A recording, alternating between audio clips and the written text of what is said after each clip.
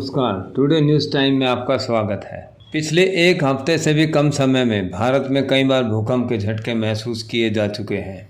शनिवार को नेपाल में 5.4 तीव्रता का भूकंप आया था, जिसका असर दिल्ली और एनसीआर से लेकर आसपास के राज्यों में भी देखा गया। दिल्ली में पिछले हफ्ते भी इसी तरह भूकंप के झटके महसूस किए गए थे। हालांकि ये झटके इतने खतरनाक नहीं थे। एक सरकारी रिपोर्ट की माने तो दिल्ली के कई इलाके ऐसे हैं जो डेंजर जोन में हैं। ऐसे में राजधानी में बड़े भूकंप की आशंका भी बनी हुई है।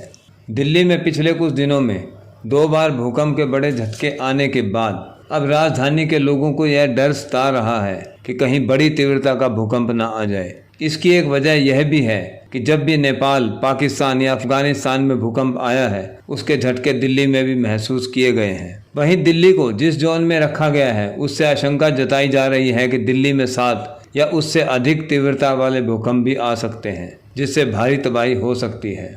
भूविज्ञान मंत्रालय ने एक रिपोर्ट में बताया कि दिल्ली में अगर 6 रिएक्टर स्केल से अधिक तीव्रता का भूकंप आता है तो यहाँ बड़े पैमाने पर जान माल की हानि हो सकती है।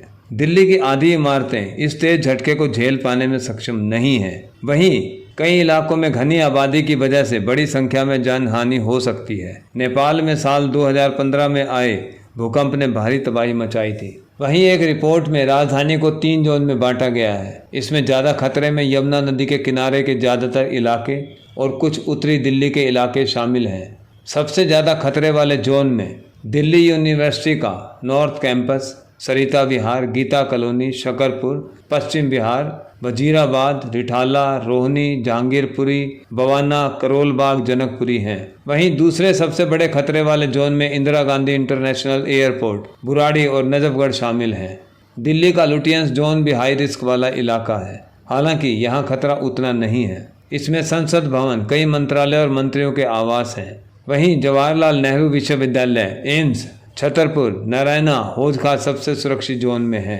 जानकारी के मुताबिक दिल्ली में इमारतों को भूकंप रोधी और उनकी मजबूती सुनिश्चित करने के लिए दिल्ली हाई कोर्ट के आदेश पर 2019 में एक एक्शन प्लान बनाया गया था, जिसके तहत 2 साल में सभी ऊंची इमारतों और अगले 3 वर्षों में सभी इमारतों की ढांचागत मजबूती सुनिश्चित करने को कहा गया था।